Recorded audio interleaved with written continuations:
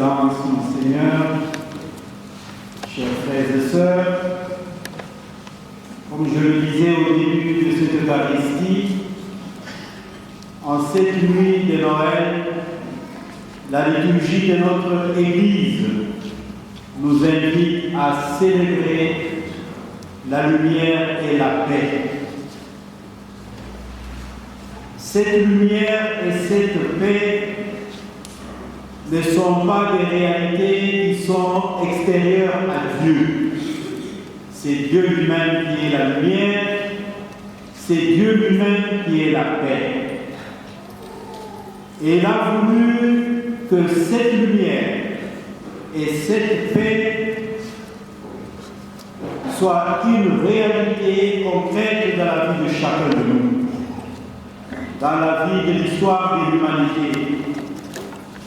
Voilà pourquoi Dieu a accepté d'épouser notre condition humaine, bien sûr, excepté le péché, pour pouvoir redonner à chacun de nous de recouvrer l'image et la ressemblance auxquelles nous avons été créés, et que nous avons perdu, que nous avons terni avec le péché. Voilà pourquoi la liturgie ne nous parle pas d'un enfant qui est né. On parle d'un enfant qui nous est né. C'est pour nous que cet enfant est né. C'est pour nous que cet enfant a été donné. Un fils vous est donné. S'il est né pour nous, s'il nous est donné, c'est-à-dire il y a une finalité que cette naissance poursuit dans la vie de l'homme, dans la vie de chacun de nous. Et quelle est cette finalité? C'est y apporter la lumière et la paix. Pourquoi la lumière et la paix? Nous venons de l'entendre dans la première lecture, la prophétie d'Isaïe,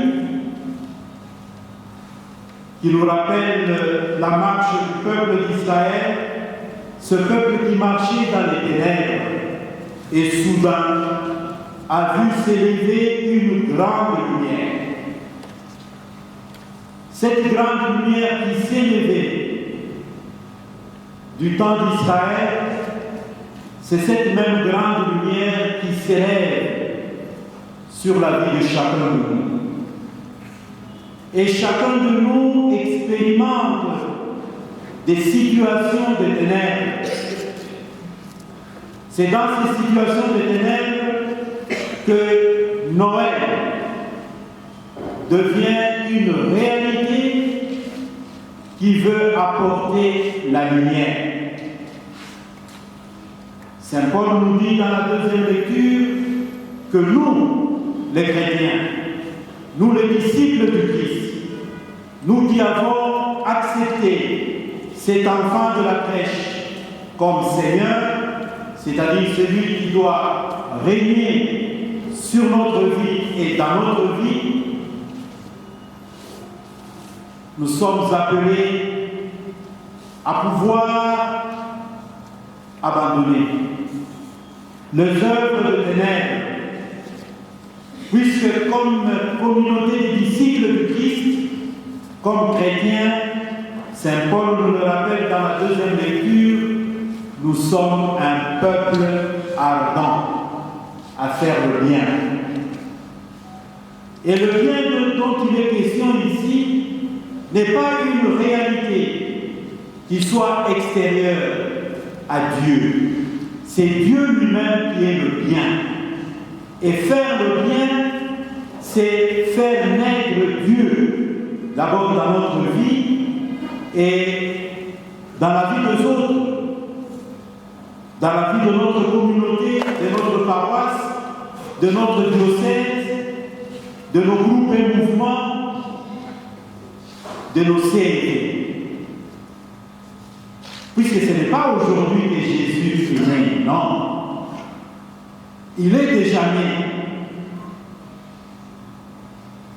Mais nous célébrons cet événement pour nous rappeler que c'est chaque jour de notre vie qui doit être vécu comme Noël. Qu'est-ce que nous faisons naître dans notre vie?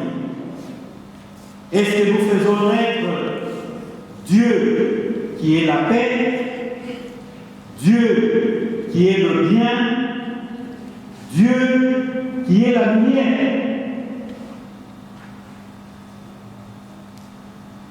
C'est ça la finalité pédagogique de la liturgie de cette nuit.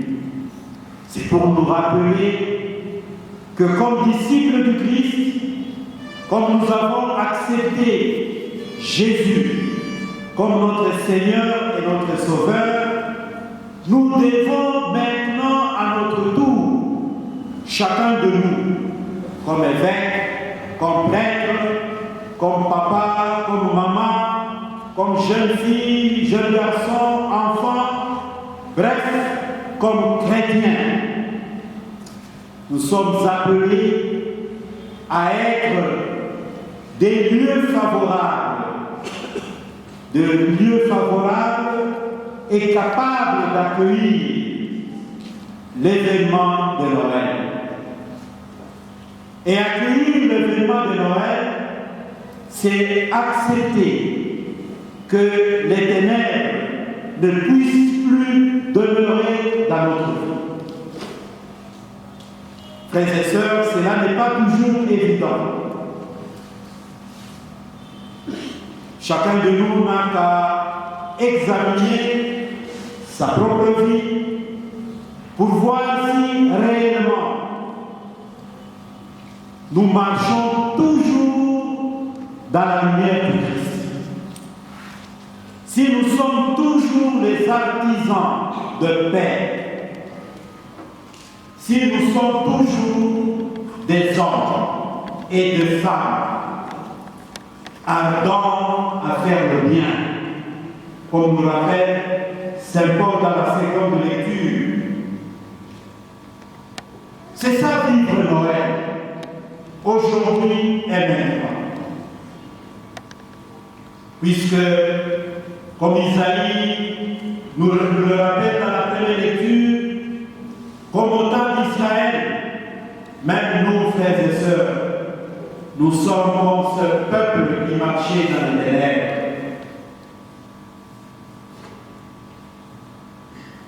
Et Dieu, qui ne compte pas avec nos fragilités, Dieu qui ne compte pas avec nos ténèbres, il continue à nous donner la possibilité de voir la lumière, d'expérimenter la lumière.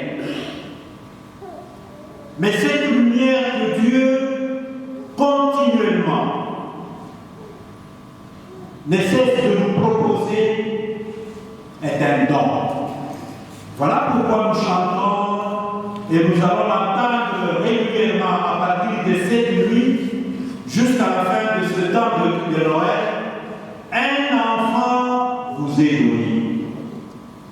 Cet enfant est donné à qui? Il est donné à moi. Il est donné à toi. Il est donné à nous tous. Et nous sommes appelés à l'accueillir, puisque c'est un don. Et comme nous le savons, Dieu dans sa pédagogie avec ses enfants, avec nous, Dieu ne nous force jamais. Dieu ne nous impose jamais des choses. Dieu nous propose. Et tout ce qu'il nous propose, c'est pour notre bien. Quel bien? Le salut. Que le salut? Le salut éternel. Puisque c'est cela la finalité de notre itinéraire chrétien. Si nous avons accepté d'être chrétiens, de suivre le Christ, c'est-à-dire de marcher avec le Christ, c'est puisqu'il y a une finalité vers laquelle nous tendons. Puisque cette finalité, dans notre conscience chrétienne, nous savons que c'est le bien suprême, qu'il nous faut, nous comme disciples du Christ, nous comme croyants. Alors, le Seigneur, qui connaît bien nos fragilités, qui connaît bien nos infidélités, il ne cesse de nous témoigner de son amour éternel, de son amour inconditionnel. Et c'est cet amour que la liturgie de cette nuit nous propose de célébrer, de contempler, d'insérer l'horizon personnel de notre vie, et même l'horizon de nos familles, de la vie de nos familles, de nos communautés religieuses, de nos CLV, de notre diocèse. Afin que, en commençant par nos vies personnelles et nos vies communautaires à divers niveaux, que le témoignage de notre vie, ou bref, que notre expérience avec l'enfant de la crèche puisse faire de nous des sacrements dans ce monde de la lumière, du bien et de la paix que l'enfant de la crèche nous apporte. Et Noël doit être une réalité concrète dans notre vie. Frères et sœurs, ne tombons pas dans le risque d'une attitude folklorique de célébrer Noël. Si nous sommes venus ici, c'est puisque nous croyons. Nous croyons. Donc il y a d'abord la foi qui nous a tous conduits à venir célébrer cette liturgie de Noël. Ce n'est pas une habitude. Ce n'est pas une habitude. Même si je sais qu'il y en a, c'est après une année qui vient de retrouver la cathédrale. Bon, j'ai pris pour que ce retrouvaille puisse être un nouveau départ pour leur vie spirituelle, pour leur relation avec le Seigneur. Mais en général, je crois que ce n'est pas une habitude qui nous a conduits en cellule ce soir pour prendre part à cette célébration, à cette liturgie qui a ouvert désormais l'histoire de notre salut. C'est pourquoi, pour comprendre très bien le sens de Noël, nous devons lier immédiatement la fête de cette nuit à la fête de Pâques. Noël ne peut pas avoir une signification authentique dans notre vie s'il n'est pas lié au mystère pascal. Si Dieu a accepté d'épouser notre condition humaine, c'est pour notre salut. Dieu n'avait pas besoin de s'incarner. Parce que certains pensent que Dieu avait besoin de s'incarner pour être Dieu. Non. Si Dieu s'est incarné, s'il est entré dans la chair de notre histoire, c'est pour la transformer. C'est pour lui apporter la paix. C'est pour permettre à cette histoire de notre vie d'être, comme je le disais, le sacrement du bien, le sacrement de la présence de Dieu. Donc c'est nous qui avons besoin de cette incarnation rédemptrice de Dieu.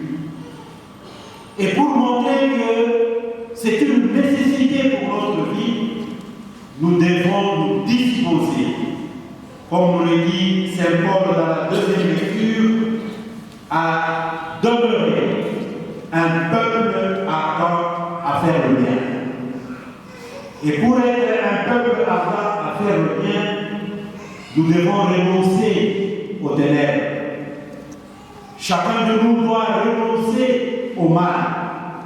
Bref, nous devons renoncer au péché. Puisque c'est lui qui s'est fait homme, excepté le péché, il a accepté notre condition humaine pour rendre celle-ci capable de Dieu. L'homme qui a été rendu incapable de se tenir devant Dieu à cause du péché, Dieu n'a pas voulu le laisser éternellement dans le ténèbres. C'est pourquoi, au sein de notre Église, nous avons le sacrement de pénitence et réconciliation. Ce sacrement qui nous permet, au-delà de nos infidélités, de pouvoir recouvrer notre identité de fils et fille de Dieu. Puisque la miséricorde de Dieu est inconditionnelle.